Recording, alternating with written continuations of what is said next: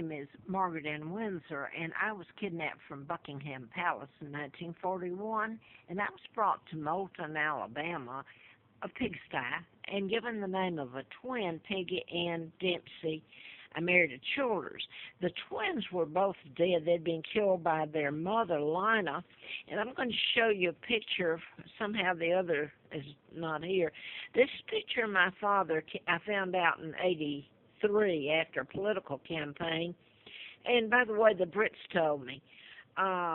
This is my father, Edward VIII, King Edward VIII, and he was forced out. The whole thing about the abdication, about marrying Wallace Simpson, all the lies in the books and even the movie that Madonna made of the Duke and Duchess of Windsor was total lies.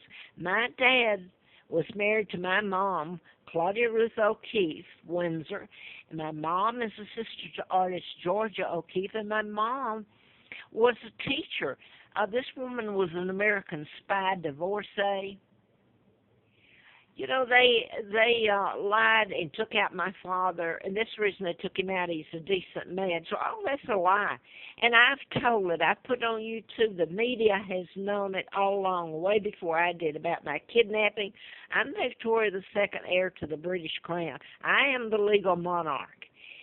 And I'm not going to take up all the time on this video, but this is just a copy of Carl Preston Dempsey was the boy twin, and Peggy was the female. And one Moulton, Alabama. That's where I was taken. And I don't have the sheets out. I thought I had.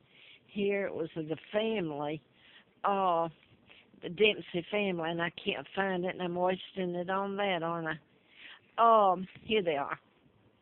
That's me when they brought me over in about spring of '43. They brought me over in '41, and you can't get into this, what was done to me, the abuse. And that's Lina Dempsey, the woman that killed the twins, and I had to call her mother. You know, I knew she wasn't my mother. There's times I told her, but this is a glossed over picture of them. They didn't have cars. In fact, they had deliberately make this picture and go to either Huntsville, because little old Moulton didn't have the tripod camera or even cameras, and bring it in, deliberately have it made. I can remember running off, trying to, and them catching me, and I'm screaming. They said, come and have your picture made. And I'm screaming, I don't belong in this family. So they kidnapped a monarch's child, took him out. The United States and the Jews were responsible, really. And you're talking about Woody, oh gosh, I'll never forget his name. I'll never get all this on. Who was president? Wilson, Woodrow Wilson.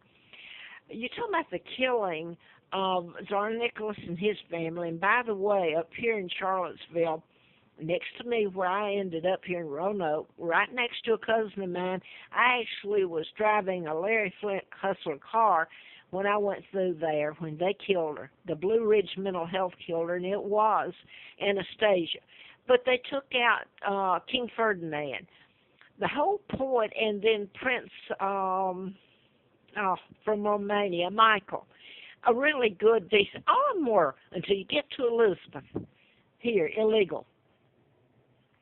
And this is her dad, George, is 60, illegal, and this is 39, when I was born. By the way, today's my birthday, the 7th of January. As far as that, I know that's the date I've used. This is Roosevelt, who appointed Kennedy ambassador to England during that time. And JFK, remember the cover-up of the Warren House? He was ambassador, and JFK and his older brother flew in and stayed at the embassy. How do you think I don't know, got over the pond, across the pond, to this place in Moulton, Alabama, out in the country, a pigsty. Anyway, I found out about the kidnapping. What I want to get to here, if I can get it on here, is I wrote about mind control murders. This was before I found out about being kidnapped. I worked for doctors, I worked for the DA, and I worked for attorneys for a short period of time. But I wrote about mind control murders, and they were done in patterns, and they continued to be.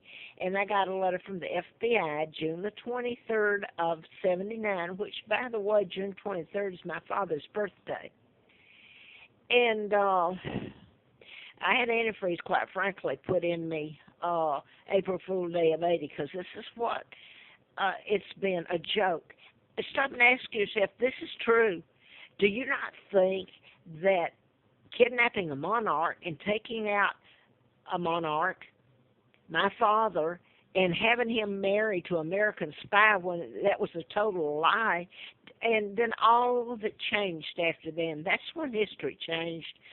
That's when the Jews, there were illegal treaties signed, and that's the beginning of the UN and NATO and all this that is really your global New World Order. And Obama's part of it, Clinton's, Elizabeth is, and I don't know, it has biblical almost. And anyway, Larry Flynn, I was shot out there because he was killed in Lawrenceville, Georgia, while I was doing the book in Marietta.